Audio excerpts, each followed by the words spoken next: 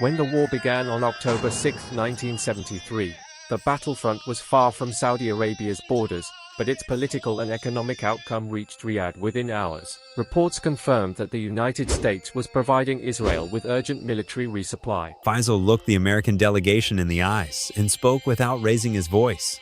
He told them Saudi Arabia could survive on dates and milk if necessary, but it would not bargain on its values. It was a simple sentence, but it carried the weight of history, and everyone understood its meaning. The United States was supplying Israel with weapons during the Yom Kippur War, and Faisal was making it clear, as long as that support continued, the flow of Saudi oil would stop. So the Americans were expecting to negotiate terms, but his decision was not up for negotiation. Many years ago, oil had been seen by the West as a commodity under their influence. In that meeting, a political tool that could be used to defend Arab interests and demand justice for Palestine. Faisal's reaction was swift. He called for an emergency gathering of Arab oil ministers and senior advisors in the Saudi capital. The meeting was focused on shipping routes, oil fields, and export terminals. Ministers debated production cuts, shipping bans, and how to handle countries like Japan, Portugal, United Kingdom, which had complex relations with both the Arab states and Israel. By the end of the day,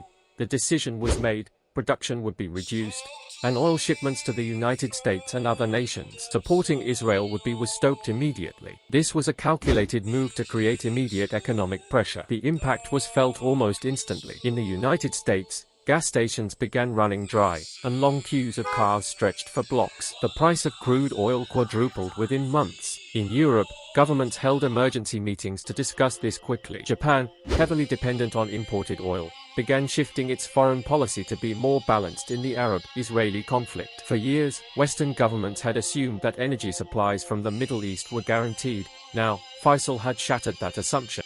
Leaders who had once dismissed the political leverage of Arab nations were now requesting private meetings. So the ministers from this affected country sat down with Faisal.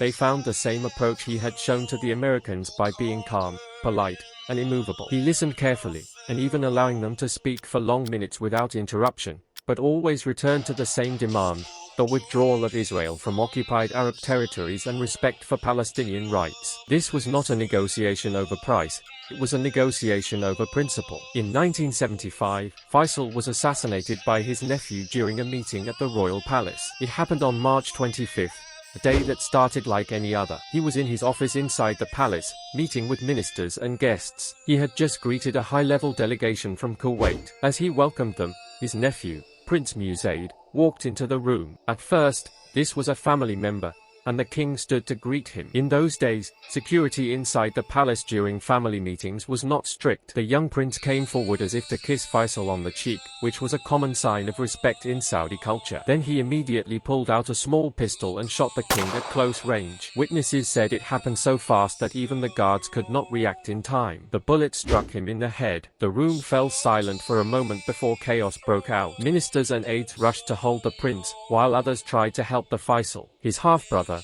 Prince Khalid, was nearby and came in quickly. He was in shock and at first refused to believe what had happened. Khalid knelt beside Faisal, calling his name, but there was no response. The guards took him to the hospital instantly, but the injuries were too severe. Faisal was declared dead shortly after. That moment marked the end of a leadership that had changed the way the world saw Saudi Arabia. The choices Faisal made during the oil crisis showed that leadership is not just about how much power you have, but how you use it.